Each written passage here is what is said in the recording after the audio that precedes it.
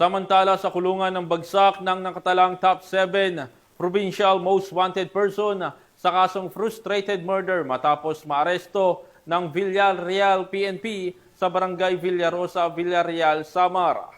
Nakatutok dyan si Patrolwoman Camberley Flores.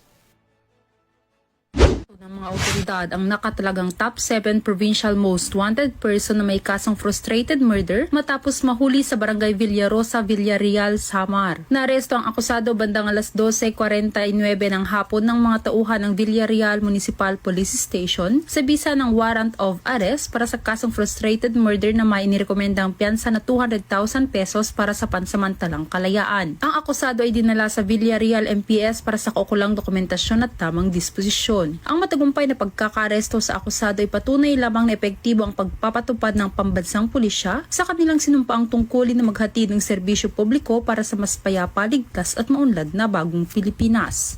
Mula dito sa Eastern Visayas, ako ang inyong PNN correspondent, Patrolwoman Flores, alagad ng batas sa kataguyod ng Balitang Pulis.